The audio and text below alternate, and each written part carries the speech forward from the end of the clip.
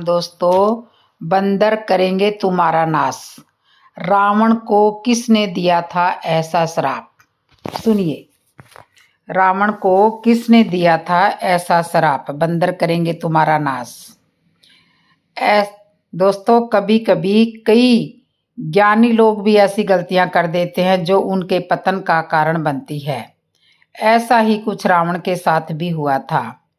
उसे अपनी शक्ति और ज्ञान पर घमंड हो गया था और वह इसका दुरुपयोग करने लगा था।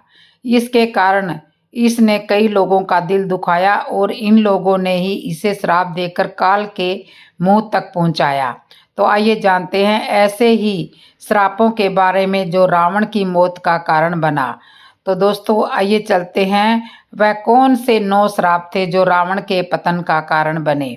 एक लंका के राजा रावण को एक श्राप माता पार्वती ने भी दिया था। दरअसल माता पार्वती के कहने पर भगवान शिव ने उनके लिए एक सोने का महल बनाया था। ऐसा कहा जाता है कि जब रावण ने यह सोने का महल देखा तो उसके मन में लालच आ गया और उसने ब्राह्मण का रूप धरकर भगवान शिव से दान में वह सोने का महल मांग लिया। रावण उस महल को पाकर बड़ा ही खुश हुआ और उछल कूद कर महल को ले जाने लगा। माता पार्वती यह देखकर बड़ा क्रोध में आई और उन्होंने उसे श्राप दिया कि जिस प्रकार वह बंदर की तरह उछल कूद कर यह महल ले जा रहा है, एक दिन एक बंदर ही इस महल और उसके राज्य को नष्ट करेगा। ऐसा भी कहा जाता है कि एक बार रावण भगवान शिव से मिलने कैलाश पर्वत पर गया और वहां पर भगवान के वाहन नंदी ने उससे वो अंदर जाने से रोक दिया, पर रावण ने नंदी का अपमान किया और उन्हें बंदर कहा। इस पर नंदी बहुत क्रोधित हुए और उन्होंने रावण को यह श्राप दिया कि बंदर ही उसके विनाश का कारण बनेंगे। रघुवंश भगवान राम के वंश में के कई ही राजा अनन थे और जब रावण विश्व विजय करने निकला तो राजा अनन और रावण का युद्ध हुआ जिसमें रावण अनर की मृत्यु हो गई।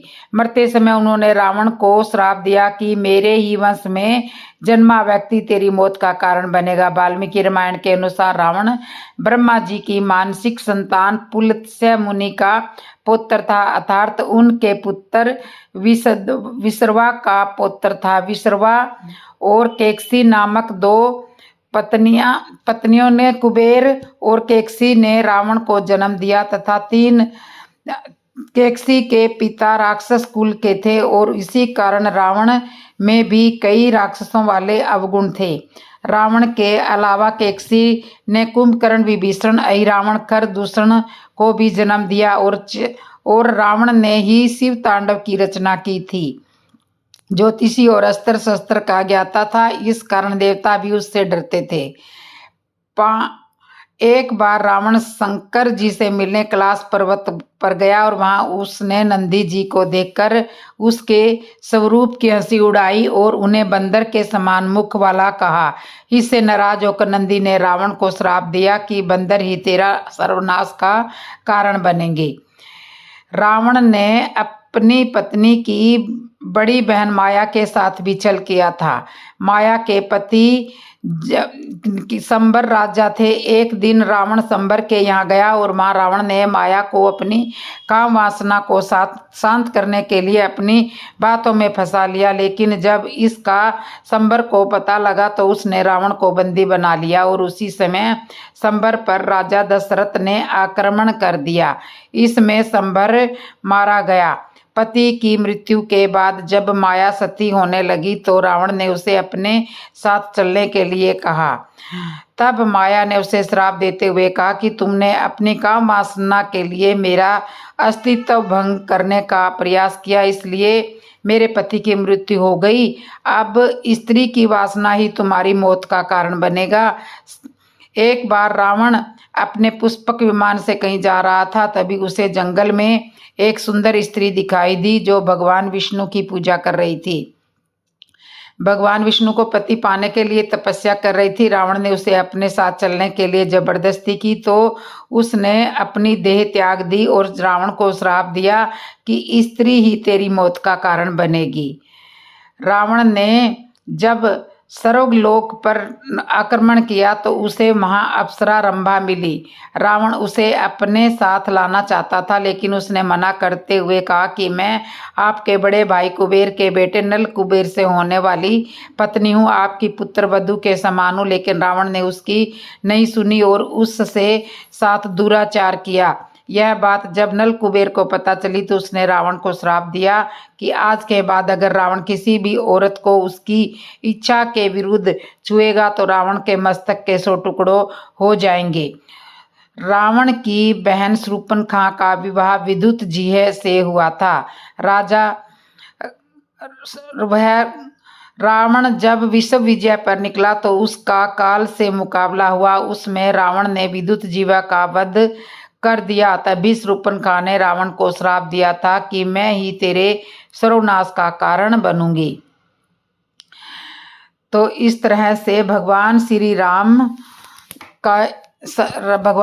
राम जो थे वो किस तरह से, मतलब ये कहानी मैंने आपको सुनाई है। राम सेतु और गिलहरी की कहानी सुनिए। राम सेतु और गिलहरी की कहानी। रामायण में गिलहरी की क्या महिमा थी। भगवान राम और उनकी वानर सेना रावण से युद्ध की तैयारी कर रही थी। राम ने लंका पहुंचने के लिए अपनी पत्नी सीता को, जिसे रावण ने अपहरण कर लिया था और अपने राज्य में बंदी बना लिया था, वापस लाने के लिए अपनी सेना को समुद्र पर एक पुल बनाने के लिए कहा।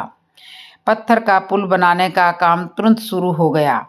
बंदर पहाड़ों से चट्टान और भारी पत्थर उखाड़कर समुद्र में ले गए। पत्थरों को मनचाहे आकार में काटा गया और पुल का निर्माण शुरू किया गया। हजारों बंदर दिन रात मेहनत करते थे, क्योंकि समुद्र पर पुल बनाना कोई आसान काम नहीं था। एक दिन राम ने एक छोटी भूरी गिलहरी देखी।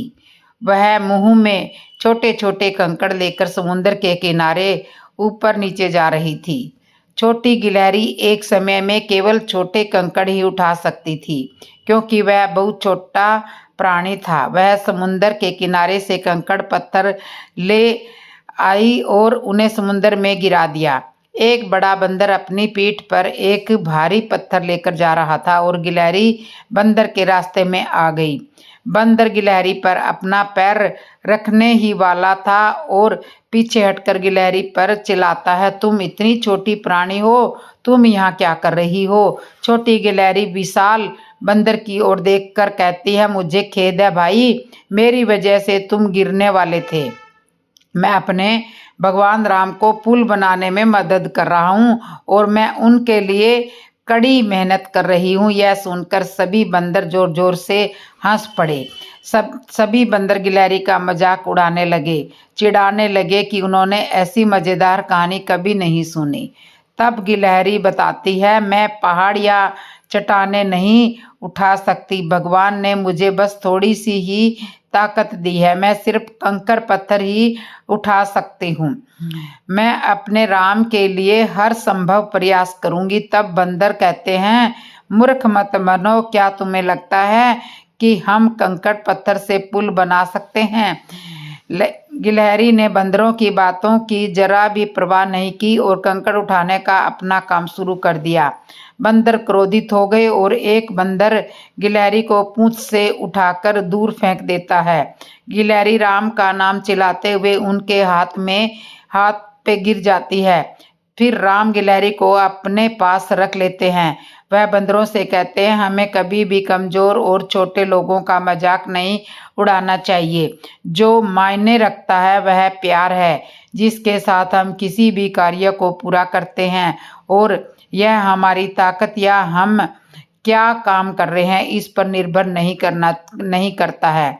भगवान राम आगे कहते हैं, आप विशाल पत्थरों से पुल बना रहे हैं, लेकिन क्या आपको एहसास हुआ है कि विशाल पत्थर केवल इसलिए एक साथ बंधे हुए हैं क्योंकि उनके बीच छोटे छोटे अंतराल हैं, जो गिलहरी द्वारा प्राप्त रेत के छोटे कणों से भरे हुए हैं, और इसके कारण संरचना पर लगे विशाल पत्थर मजबूत हो गए हैं। और फिर भी आप इस छोटे से जीव को डांट रहे हैं। यह सुनकर सभी वानर लज्जित हो जाते हैं और अपना सिर झुका लेते हैं।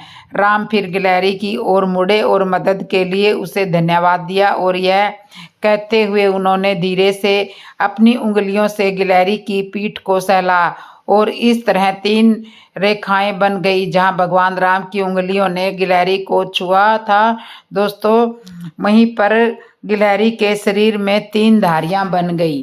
तो इसलिए राम सेतु बनाने में गिलहरी का भी बहुत बड़ा योगदान था। राजा दशरथ के जन्म की विचित्र कथा। आज मैं आपको राजा दशरथ के जन्म की अद्भुत कथा सुनाऊंगी। तो दोस्तों, राजा दशरथ के जन्म की विचित्र कहानी। राजा दशरथ के जन्म की कहानी बहुत ही रोचक है। धर्म ग्रंथों के आधार पर कहा जाता है कि राजा दशरथ पूर्व जन्म में शंभु मनु थे तथा इनकी पत्नी का नाम सदूपा था। इन दोनों से ही संसार की उत्पत्ति हुई है। इन्होंने भगवान विष्णु की घोर तपस्या की थी तथा दशरथ कौशल्या के रूप में भगवान विष्णु के माता पिता होने का वरदान प्राप्त किया था। बताया जाता है कि ब्रह्मा जी से मारीच का प्रादुर्भाव हुआ था, जिसके पुत्र कश्यप जी थे। कश्यप जी के वंश में ही जन्म लिया इक्ष्वाकु ने। इन्होंने अयोध्या नगरी को बराकर उसे अपनी राजधानी बनाया तथा उनके नाम पर इक्ष्वाकु कुल की स्थापना की। इस कुल में जन्मे थे महान राजा भागीरथ, जिन्होंने अपनी तपस्या के बल पर गंगा को पृथ्वी पर आने के लिए कहा था। इसके कुल में जन्मे थे महान राजा रघु, जिससे इस वंश को रघुवंश कहने लगे। इसी कुल में जन्म लिया था राजा नाभा ने। इसके पुत्र थे। राजा रघुवंश के 38वें राज्य थे। राजा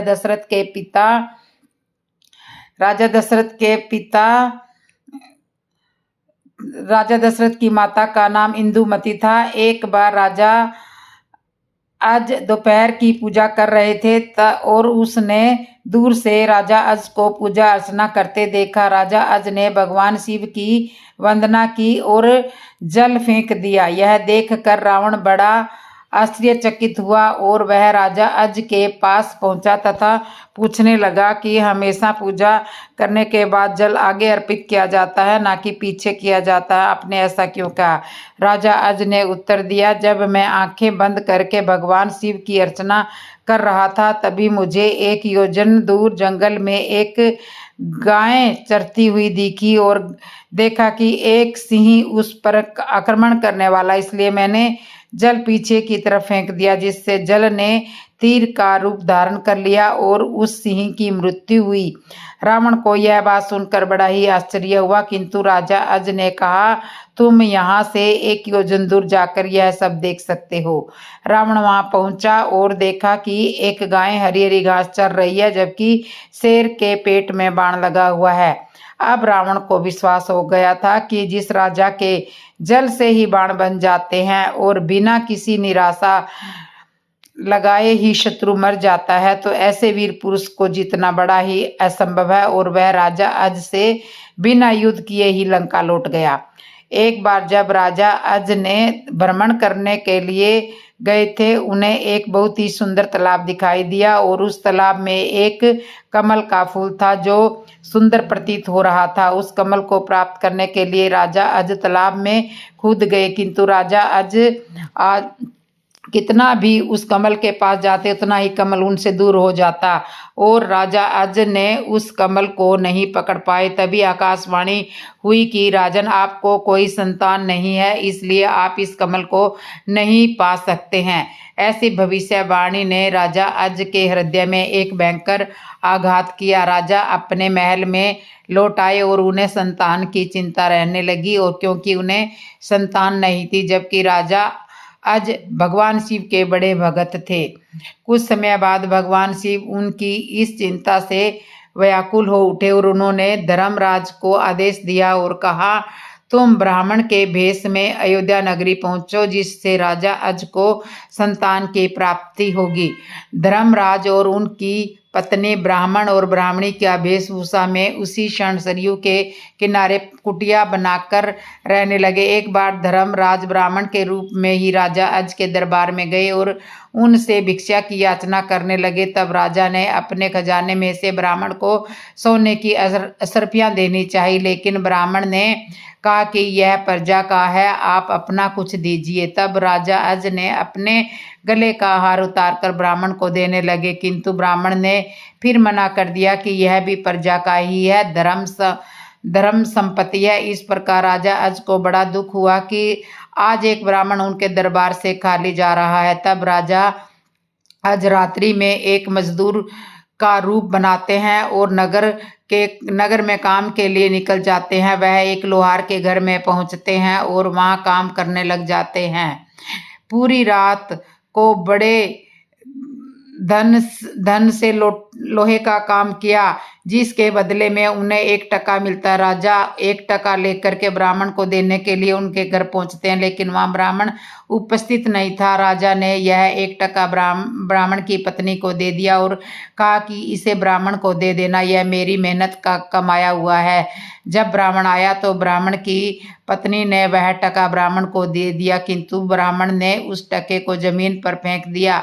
अचानक आश्चर्यजनक घटना हुई। ब्राह्मण ने जहाँ टक्का फेंका था वहां एक गड्ढा हो गया और टक्का गड्ढे में समा गया। ब्राह्मण उस गड्ढे को खोदा और उसमें से सोने का एक रथ निकला, आसमान की तरफ चला गया। इसके पश्चात ब्राह्मण ने फिर गड्ढा खोदा तो दूसरा रथ सोने का निकला और वह भी आसमान की तरफ चला गया। इसी प्रकार से एक के बाद एक 9 सोने के रथ निकले और आसमान की तरफ चले गए। अंत में जब 10वां रथ निकला तो उस पर एक बालक था और वह था जमीन पर आकर के रुक गया। ब्राह्मण ने उस बालक को सीने से लगाया तथा लेकर राजा अज के दरबार में गया और कहा, राजन, इस पुत्र को स्वीकार कीजिए, यह आपका ही पुत्र है जो तुम्हारे 1 टके से पैदा हुआ है। तथा इसके साथ में 9 श्रवण रथ निकले थे जो आसमान में चले गए, जबकि यह बालक 10वें रथ पर निकला, इसलिए यह रथ और पुत्र आपका ही है। इस प्रकार से दशरथ जी का जन्म हुआ। दोस्तों, यह राजा दशरथ के जन्म की कथा थी। राजा दशरथ जब पैदा हुए थे तो उससे पहले 9 सोने के रथ निकले थे और उसके बाद 10वें रथ पर राजा दशरथ एक बालक के रूप में आए थे। तो ये राजा दशरथ के जन्म की कहानी है। त्रेता युग में केवट का अद्भुत प्रसंग सुनिए। एक बार क्षीर सागर में भगवान विष्णु शेष शैया पर विश्राम कर रहे थे और लक्ष्मी जी उनके पैर दबा रही थी। विष्णु जी के एक पैर का अंगूठा शैया से बाहर आ गया और लहरें उससे खिलवाड़ करने लगी।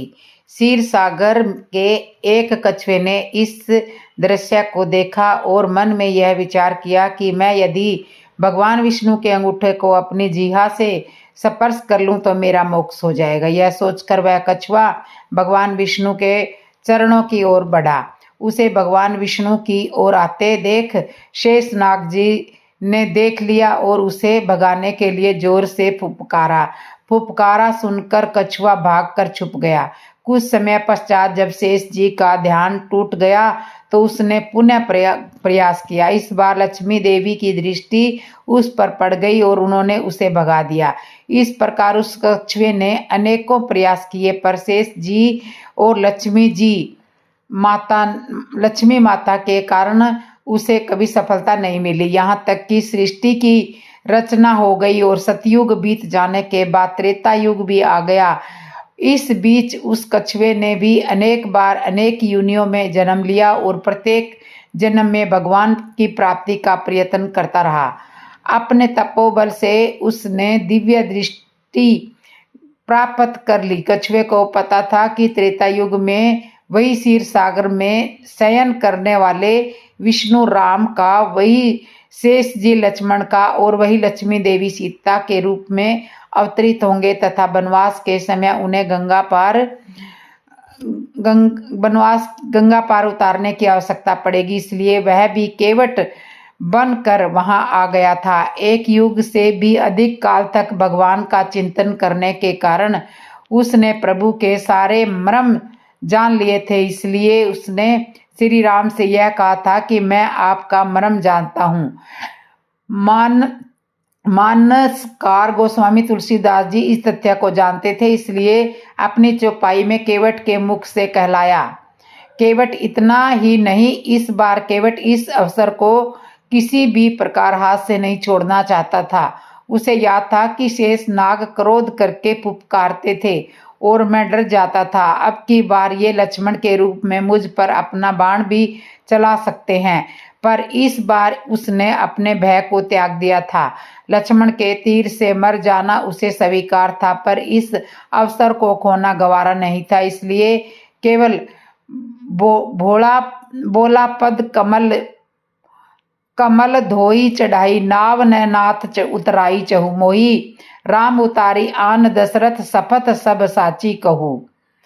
तो चरण धो अर्थात हे नाथ, मैं चरण कमल धोकर आप लोगों को नाव में चढ़ा सकता हूँ, मैं आपसे उतराई भी नहीं चाहता। हे राम, मुझे आपकी दुआई और दशरथ जी की सौगंध है, मैं आपसे बिल्कुल सच कह रहा हूँ। भले ही लक्ष्मण जी मुझे तीर मार दें, पर जब तक मैं आपके पैरों को पखार नहीं लूंगा तब तक हे तुलसीदास के नाथ, हे कृपालु, मैं पार नहीं उतारूंगा।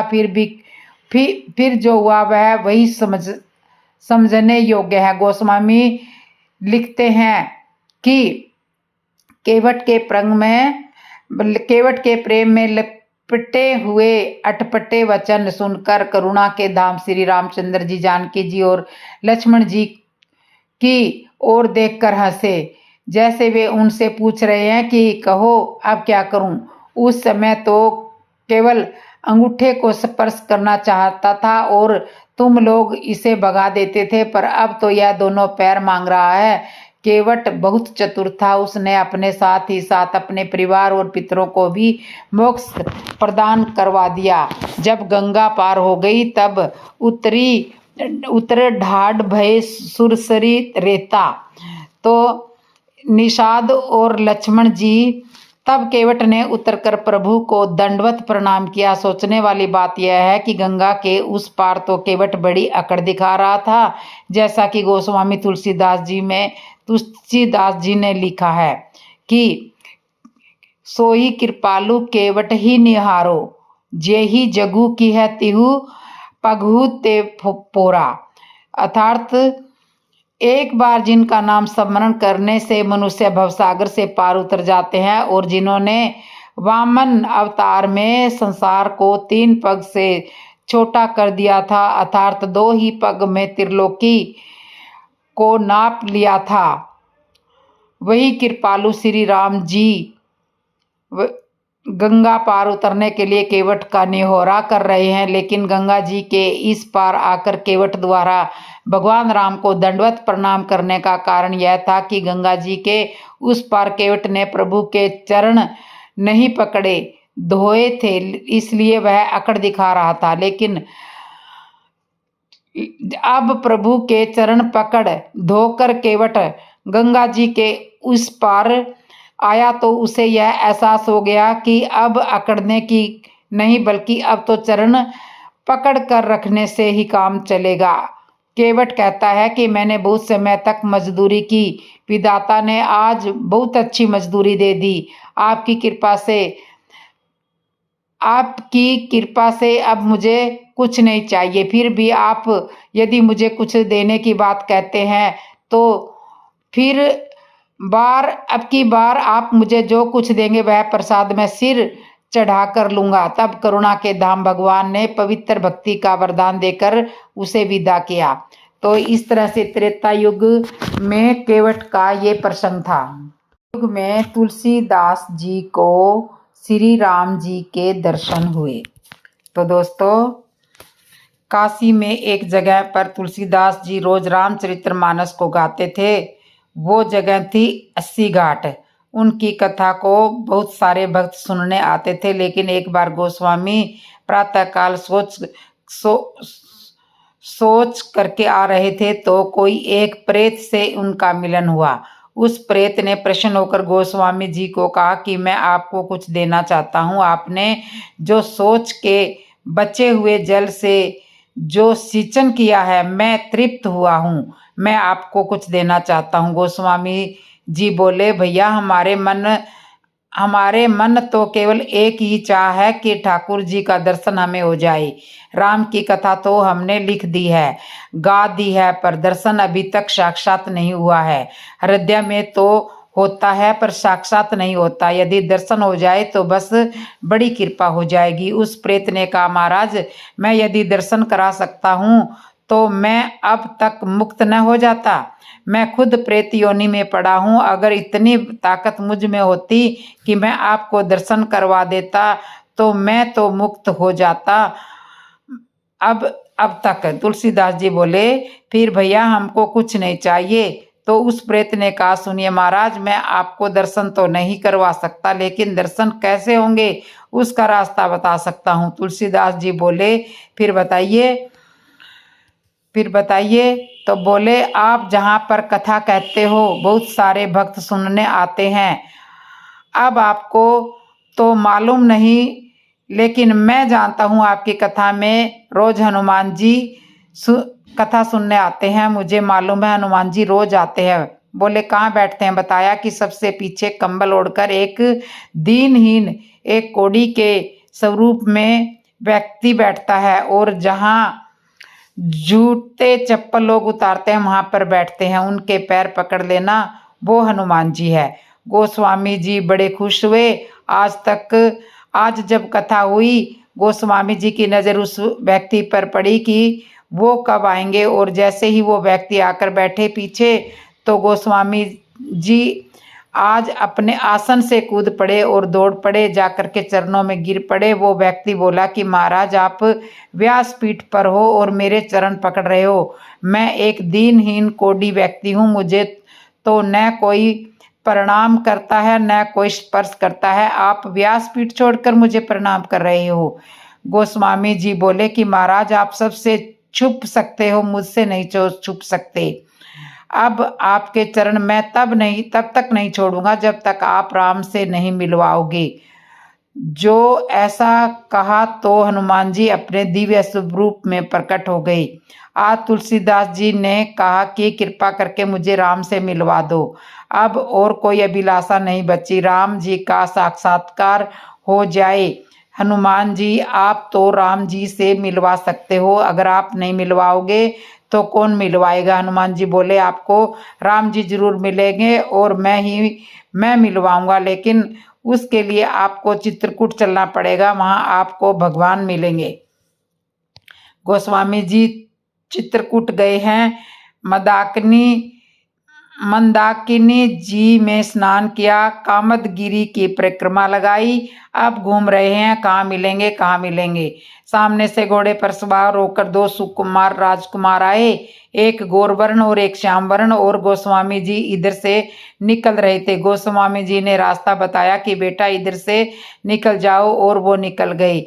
अब गोस्वामी जी पागलों की तरह खोजते हुए घूम रहे हैं, कब मिलेंगे। हनुमान जी प्रकट हुए और बोले कि मिले। गोस्वामी जी बोले, कहाँ मिले? हनुमान